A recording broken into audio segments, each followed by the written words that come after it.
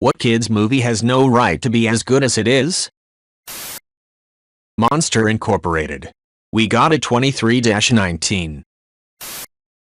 All the Mice movies, An American Tail, plus Feeble Goes West, Secret of Niam H, The Rescuers, plus Down Under. I lived in NY for a while and was horrified by the thought of having to kill a little Feeble. Edit. Never watched The Great Mouse Detective, but I'm thinking I'm gonna have a classic Mice movies day and watch it. Treasure Planet. Classic literature meets science fiction interpretation that I found delightful and would watch again and again. I was obsessed with this movie when it came out. I was 15 and so was the main character, and I think I just felt his loneliness and uncertainty about his future so deep down in my soul. It's so hard for kids to deal with the feeling of not belonging and not living up to the expectations being put on you. It felt like the movie was kinda panned upon its release and nobody around me seemed to like it. Plus being into animation Disney movies at age 15 felt so uncool. But this movie basically helped me decide that I wanted to be an animator and make movies and tell stories that could help other people feel less alone too. Now I'm an animator animation director, and it feels so fitting. It's also really uplifting to see that people appreciate this movie now, even though it got such lukewarm reception when it first came out. It gives me hope that the stuff I work on that isn't as well received or popular right now might still be reaching people in unexpected places. One sincere kind word about a project I work on still outweighs 100 bad reviews. In 5th grade I read the book, and immediately afterwards reread it with my parents. We all loved it.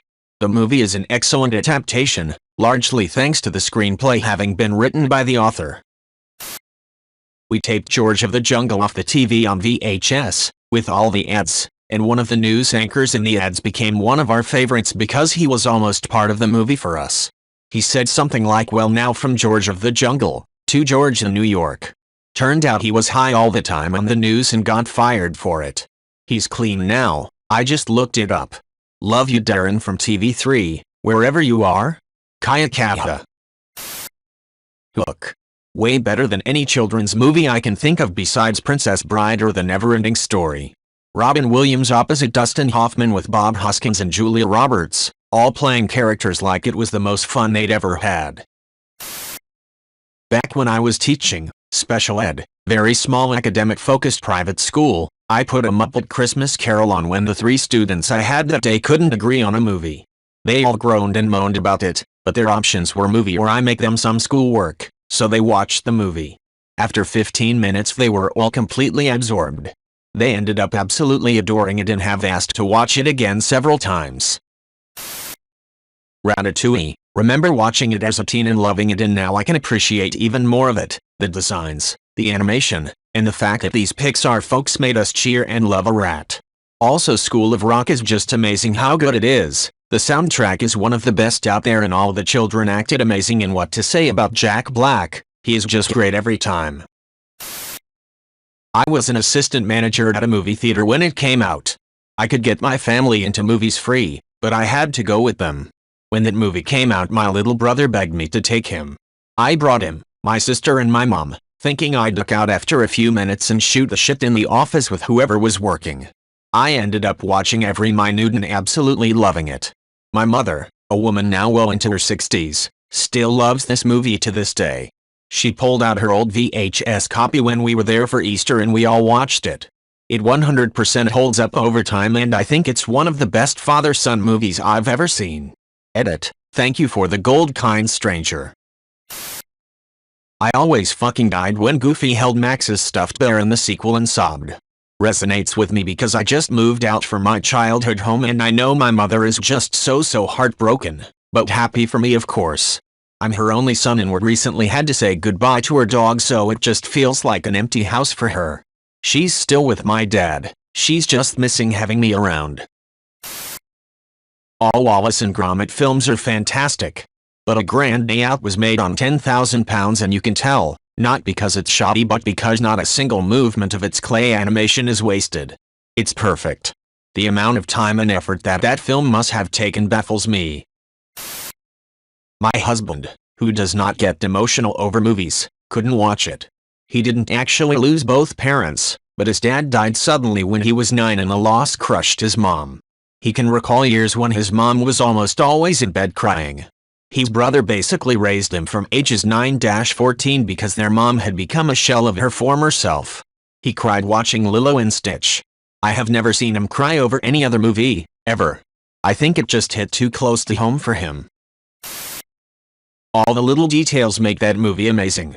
All the antagonists are trying to do the right thing. Cobra Bubbles wants what is best for Lilo, and is sympathetic to Nano but can clearly see her struggling. He didn't criticize getting the dog, only saying it needs to be trained. Lilo needs stability, not another source of chaos.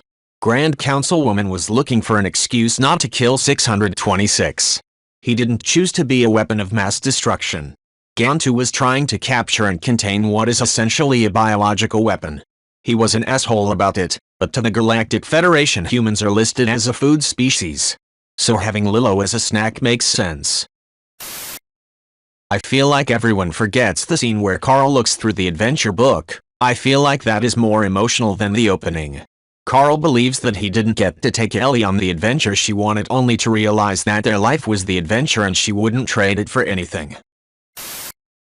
The fairy godmother singing "Holding Out for a Hero" while Shrek, Donkey and Puss in Boots are storming the castle, with help from friends, is one of the greatest cinematic moments of our time.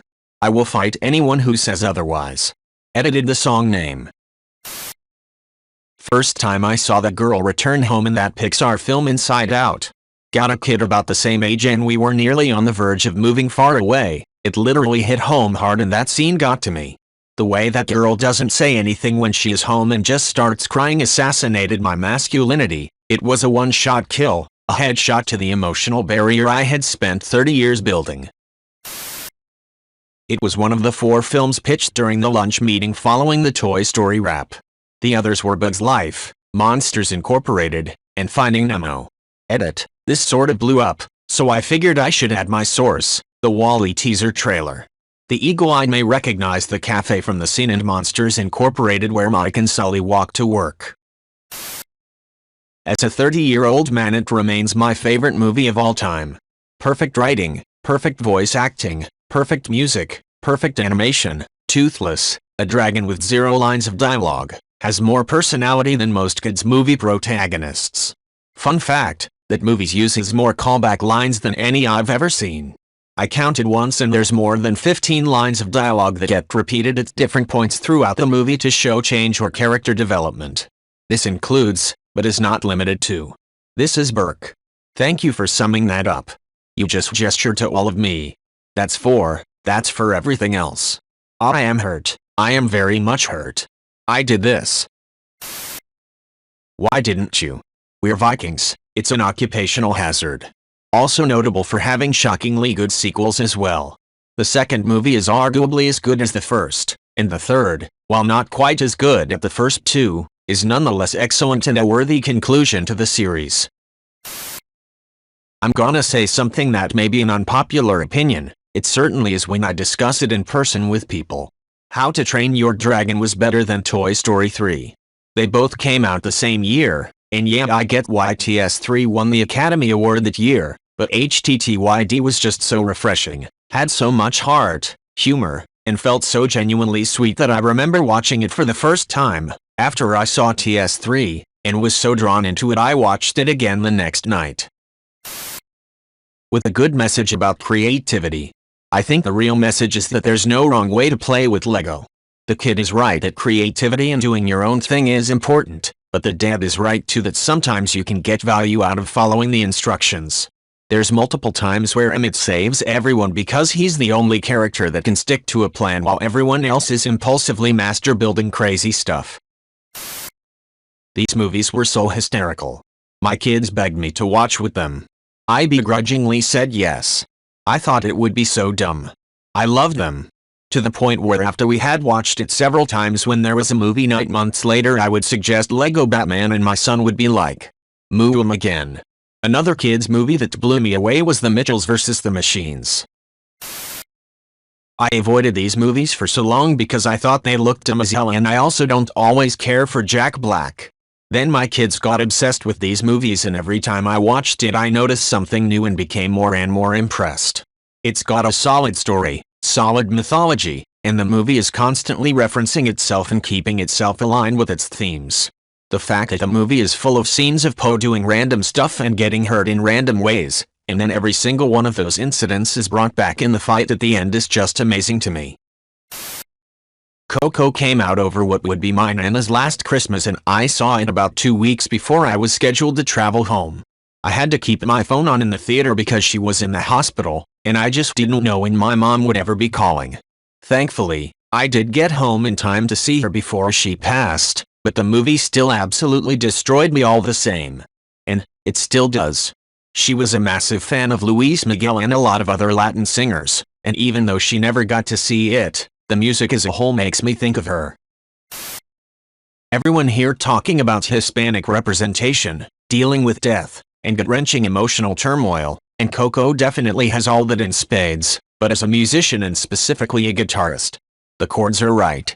The plucking, strumming, dynamics are right. The instruments are right. Even the accompaniment. And when Miguel is sitting in his little hideaway, the look on his face when he gets into his playing is a genuine look that I've only seen musicians make. The moment he made that face, I knew I was in for something special. This isn't a petulant child who insists on a hobby his parents hate. This is an artist feeling their art, someone with music in their soul that needs to be played. And the stunning truth of how music is so powerful it can even occasionally, momentarily, overcome something as strong as dementia. That scene makes everyone cry, but it wrecked me. I watched that movie in theaters, went home, dusted off a neglected instrument, and unashamedly wept into the chords. Best musician's movie ever. Kubo and the Two Strings.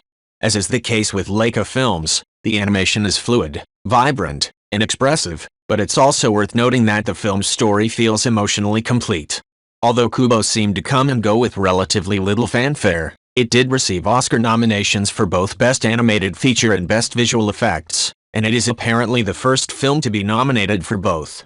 The only significant knock is that there are barely any Japanese or Japanese-American voice actors featured in a movie that is supposed to be a samurai epic of sorts, but Kubo does incorporate elements of Japanese folklore in a natural and powerful way. Very well put. One thing that is apparent about Ghibli films is the lack of focus group style editing. A lot of the film's idiosyncrasies would never fly in the Western market.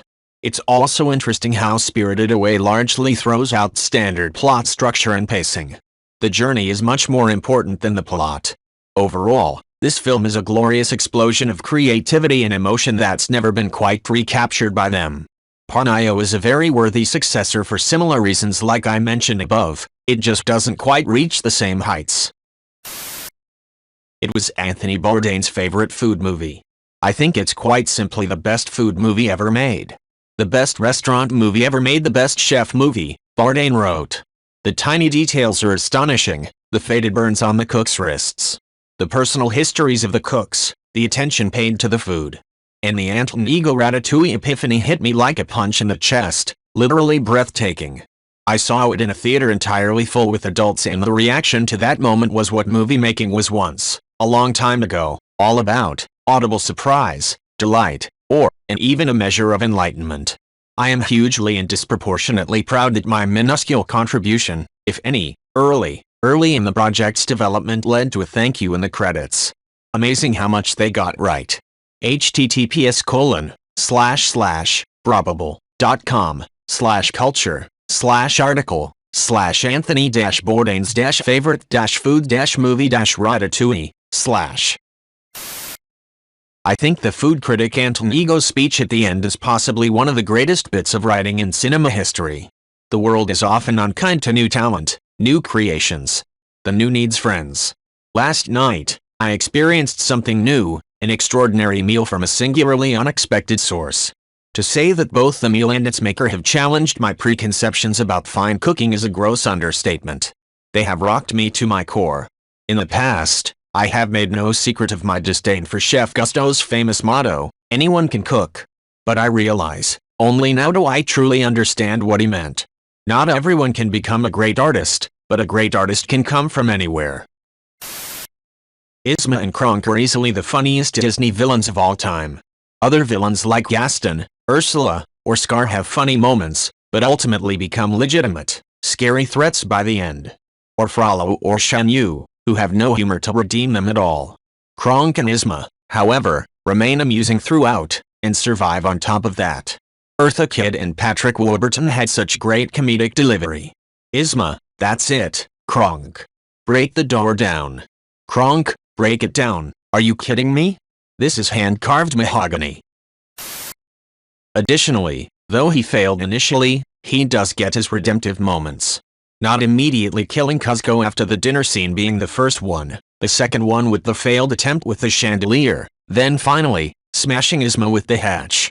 As much as he wants to do his job, Isma's bodyguard, he still has a very present moral compass that wins out in the end.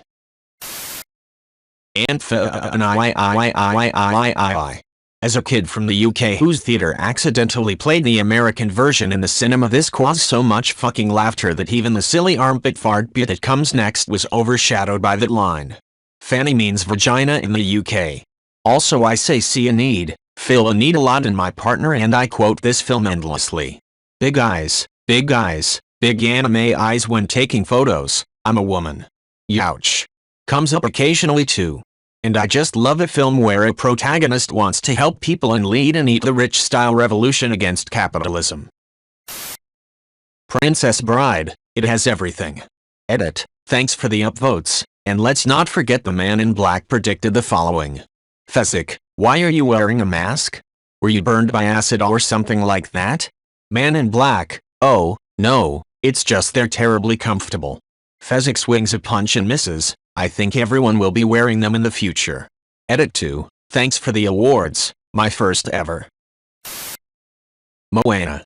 That last song at the end gets that lump in the throat going every single time. And it's crazy because my daughters could watch it on repeat lol.